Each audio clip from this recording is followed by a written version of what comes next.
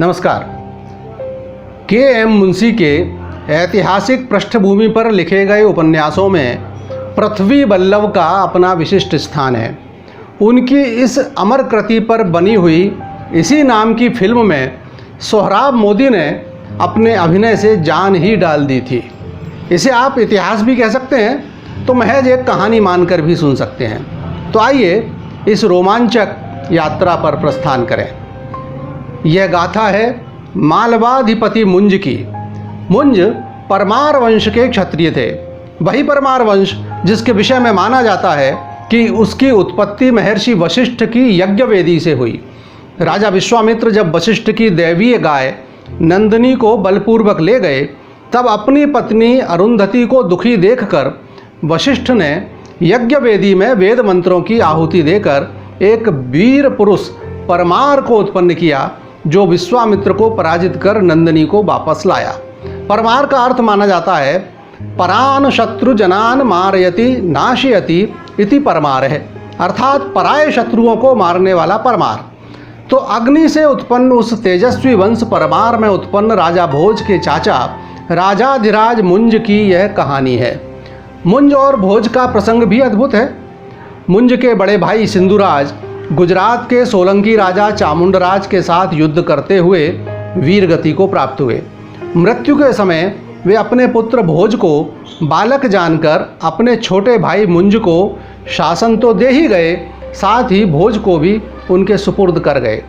जैसा कि राजघरानों में आम बात रही है, मुंज को भोज अपने सिंहासन के लिए खतरा प्रतीत हुए और उन्होंने एक दिन अपने महामंत्री को आदेश दिया कि वह आखेट के बहाने जंगल में ले जाकर भोज को मार दे। महामंत्री समझदार भी थे, धर्मपरायण भी, साथ ही राजभक्त भी।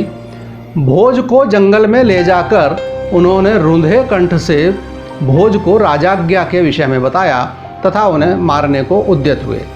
भोज ने उन्हें रोका तो नहीं, किंतु कहा कि मेरे मरने के बाद मेरा अंतिम संदेश अवश्य चाचा मुंज को दे दीजिए। भोज ने अपने रक्त से संदेश लिखा, मांधाता समहीपति कृतयुगालंकार भूतो गतः शेतुर्येन महोददौ विरचितः क्वासौ दशस्यांतकः अन्ये चापि युधिष्ठिर प्रभृतिभिः याता दिवं भूपते नैकेनापि समं गता वसुमती नूनं त्वया यास्यति। सतयुग के अलंकार मांधाता जैसे चक्रवर्ती सम्राट आए और चले गए। समुद्र तट पर सेतु निर्माण कराकर दसमुख रावण का अंत करने वाले वे राम भी अब कहाँ हैं। युधिष्ठिर जैसे सत्यवादी सम्राट भी धरती पर आए और चले गए, परंतु किसी के साथ यह पृथ्वी नहीं गई।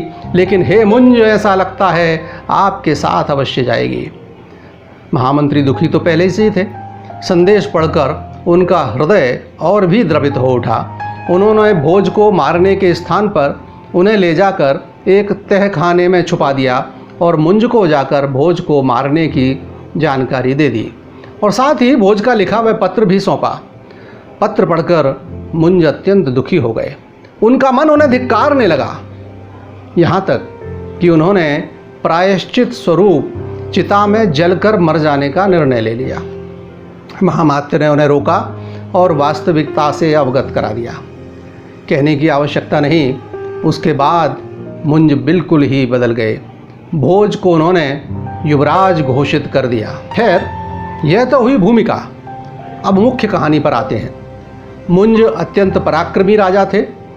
उन्होंने हूणों के अतिरिक्त कलचुरी शासक युवराज के अतिरिक्त दक्षिण के चालुक्य राजा तैलब को तो कई बार परास्त किया था। वे तैलब को हर बार पराजित करते, फिर अपने पैर धुलवा कर छोड़ देते।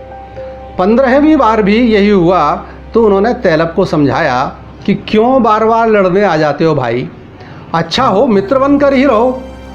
तैलब ने भी भविष्य में आक्रमण न करने का वचन उन्हें दिया।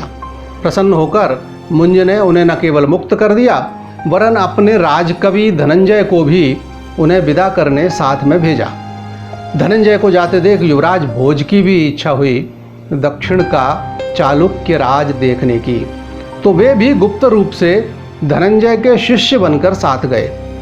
तैलब जब अपने राज्य में पहुँचे तो उनकी बड़ी बहन मृणालवती उन पर अत्यंत गुस्सा हो गई। प्रौढ़ावस्था में प्रवेश कर चुकी मृणालवती को पुरुष द्रोही के रूप में जाना जाता था। जितना भी वह मुंज के पराक्रम और गुणों के विषय में सुनती, मुंज के प्रति उनका आक्रोश बढ़ता जाता। वह किसी भी कीमत पर मुंज को नीचा दिखाने का निश्चय कर चुकी थी। मृणालवती ने तैलब को कहा कि तुम बार बार पराजित इसलिए हो रहे हो क्योंकि तुम मुंज के राज्य में जाकर आक्रमण करते हो। इस बार कुछ ऐसा करो जिससे मुंज आक्रमण करने को विवश हो। तैलब ने कहा, मुंज तो आक्रमण नहीं करेंगे। तो मृणाल ने युक्ति सुझाई।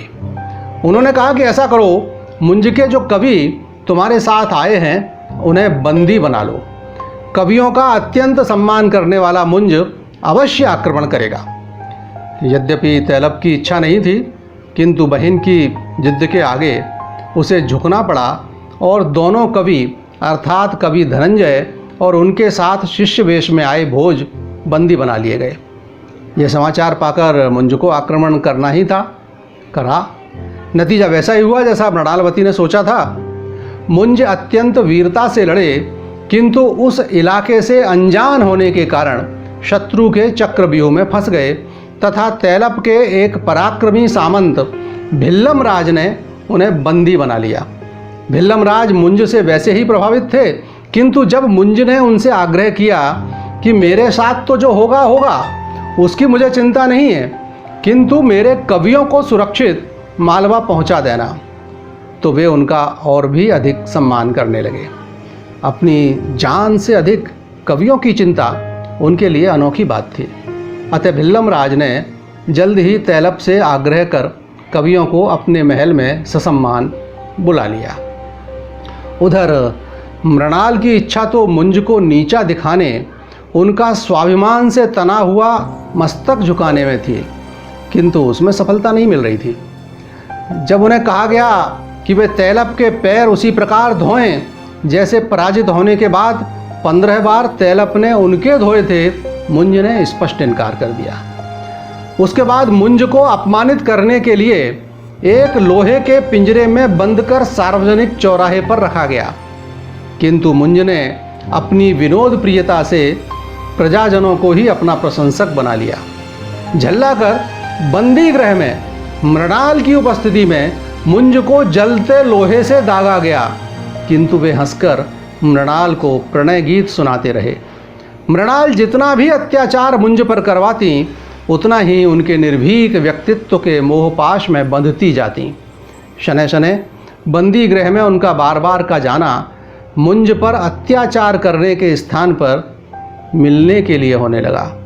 उधर भिल्लम राज की बेटी, जिसका विवाह तैलब के बेटे के साथ होना था, घर में अतिथि रूप में रह रहे कवि वेशधारी भोज पर मुग्ध हो गईं। भोज को उसके सहयोग से एक सुरंग की जानकारी भी मिल गई, जिसकी सहायता से वे बंदी गृह में मुंज तक पहुंच भी गए। किंतु मुंज ने कहा कि इस प्रकार मुक्त कराने के स्थान पर सेना के साथ आक्रमण करो, मुझे मुक्त कराकर मेरी पराजय का बदला लो। तभी एक घटना और घटी।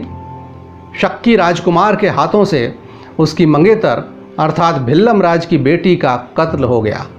बस फिर क्या था, भिल्लम राज और मालवा की संयुक्त सेना ने तैलब की सत्ता का अंत कर दिया। किंतु उसके पूर्व तैलब ने हाथी के पैरों तले कुचलवा कर मुंज की जान ले ली। आइए उपन्यास और फिल्म के अंतिम दृश्य में हम भी आज के कथानक का समापन देखते हैं। मदमस्त हाथी के सामने खड़े मुंज गर्व से सीना तान कर तैलब से हंसते हुए कहते हैं, अवंतिका के सिंहासन पर सिंह के समान मेरा भोज गर्जना कर रहा है और स्यून देश में भिल्लम राज मेरा बदला लेने के लिए तिलमिला रहा है। तेरी बहन और तेरी प्रजा भी तेरी नहीं रही, मेरी हो गई है। किसकी विजय हुई, तेरी या मेरी? तू मुझे नीचा दिखाना चाहता था, किंतु मैं मस्तक ऊंचा किए हुए ही अपना जीवन समाप्त करूंगा, जबकि तू राज हत्या का पाप बटोर रहा है। कौन है विजेता, तू या मैं? गजराज आगे बढ़ो, पृथ्वी वल्लभ तेरे निकट आया है। और इस प्रकार गते मुंजे यशः पुंजे निरावलंबा सरस्वती, यशस्वी मुंज के जाने के बाद सरस्वती का अवलंब समाप्त हो गया। लगातार एक ही स्वाद उबाऊ हो जाता है, इसलिए आज इस प्रतापी, स्वाभिमानी किंतु साथ ही कवि हृदय अनुरागी राजा की यह दुखांत प्रणय गाथा आपके सम्मुख है। नमस्कार।